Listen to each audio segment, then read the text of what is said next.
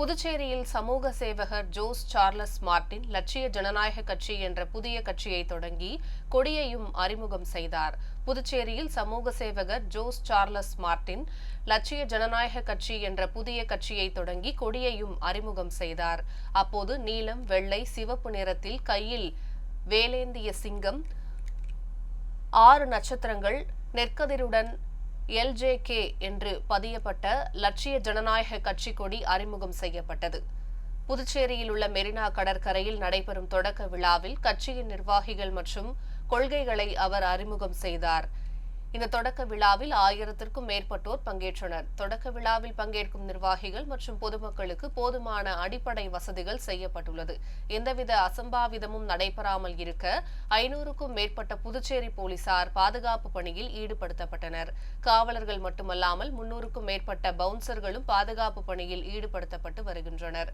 தற்போது புதிய கட்சியை தொடங்கியுள்ள சார்லஸ் மார்டின் அடுத்த ஆண்டு நடைபெறவுள்ள புதுச்சேரி சட்டமன்ற தேர்தலில் 30 இடங்களிலும் போட்டியிட திட்டமிட்டுள்ளதாக கூறப்படுகிறது.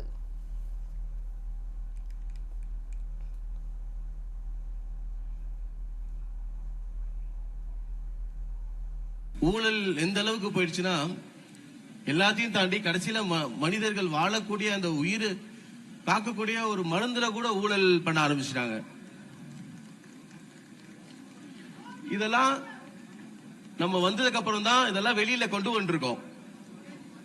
இங்க இருக்கிற ஆளுங்கட்சியும் சரி, இங்க இருக்கிற எதிர்கட்சியும் சரி, எல்லாருமே ஒரு சிண்டிகேட் போட்டு யாரையுமே கேள்வி கேட்கறது இல்ல.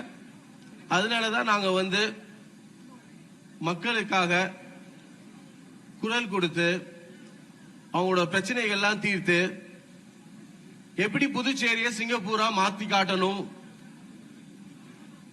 டென்மார்க் மாதிரி எப்படி கரப்ஷன் ஃப்ரீயா காட்டணும், அயர்லாந்து மாதிரி எப்படி ஹாப்பினஸ் இண்டெக்ஸ் நம்பர் 1 வரணுமோ அந்த மாதிரி வரணும், பூட்டான் கார்பன் நெகட்டிவ், ஒரு கம்ப்ளீட் கிரீன் எனர்ஜி, ஹாப்பினஸ் இண்டெக்ஸ்ல ஒன் ஆஃப் தி ஹையஸ்ட் ரேட்டிங்ல இருக்கிற நாடுகள். நான் இப்ப ஐநா சபையில பேசும்போது கூட சொன்னேன், நான் இங்க லோக்கல் அரசியல் செய்யறதுக்கு வரல, நம்ம புதுச்சேரிய உலக மேப்ல நம்பர் 1 சிட்டியா காட்டணும்.